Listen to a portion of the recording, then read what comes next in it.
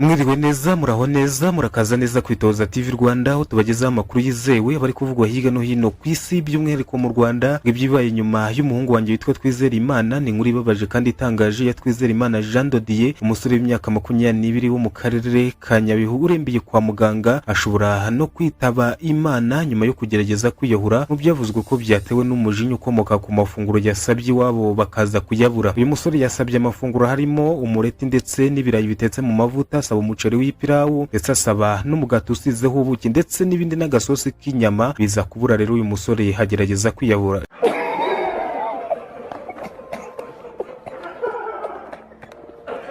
Ese koko amafunguro yatuma umuntu afata icyemezo nk'iki? Reka twinjire muri iyi nkuru mu buryo bwimbitse, kuko umuntu umaye amakuru ambwiye yuko uyu musore ari kwa muganga ariko ameze nabi, by'umwihariko yuko ari we bari kwitaho byihutirwa, ashobora kwitaba Imana. Nyemerera nkubwira akantu ku kandi bienvenue kwizera niko nitwa Initoza TV Rwanda, icyo gukorera kizirwa wasa ndetse subscribe uyikore kugira ngo ibiganiro byacu n'amakuru yacu bitazajya bigucika.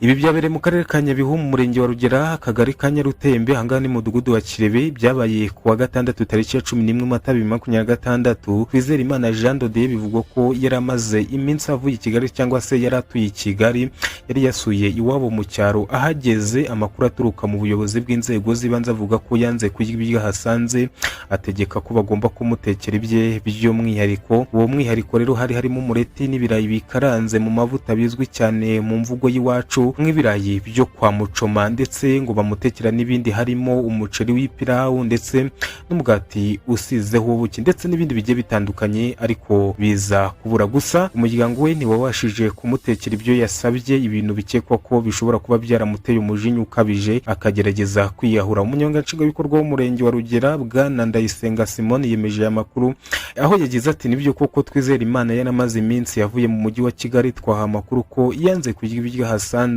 yuko bagomba kumutekera ayo mafunguro twavuze haruguru. Yakomeje avuga ko nubwo ibi bivugwa hataramenyekana neza icyatumye afata icyemezo cyo kugerageza kwiyahura, aho yagize ati ntawe wabihamya ko ari byo byonyine byabiteye, gusa yagerageje kwiyahura akoresheje igitenge ariko kirahambuka agwa hasi, abaraho bahise bamwihutisha kwa muganga ariko ngo ararembye bikomeye. Kugeza ubu Twizerimana harimo kwitabwaho n'abaganga ku kigo nderabuzima cya Kigezi. Amakuru atangwa n'ubuyobozi avuga ko akirembye ariko ngo hari icyizere ko ashobora koroherwa. Ubuyobozi rero buracyategereje ko agira imbaraga akabazwa neza niba nta yindi mpamvu yaba yarateye iki cyemezo gikomeye. Iyi ni inkuru itanga isomo rikomeye ku buzima bwacu bwa buri munsi. Nubwo bisa nkaho nta mpamvu yaba ari nto nk'ifunguro, akenshi inyuma y'ibyemezo nk'ibi haba hari ibindi bibazo byihishe inyuma. Haba hari ihungabana ryo mu mutwe, kutumvikana mu muryango cyangwa ibibazo by'imibereho umuntu aba atagaragaza. Ubuyobozi bw'umurenge rero wa Rugera bwibukije abaturage ko bagomba kwirinda amakimbirane kandi ko igihe hari ikibazo gikomeye bagomba kwegera inzego zibishinzwe bakagobokwa hakiri kare mu gihe abantu batarafata icyemezo cyo kwiyahura. Ni ingenzi cyane ko tuganira nabo tubana tukumva ibibazo byabo mbere yuko bifata indi ntera. Kwiyahura si igisubizo, ahubwo ni ikibazo gikomeye bisaba ubufasha, kumva ndetse no kugirwa inama.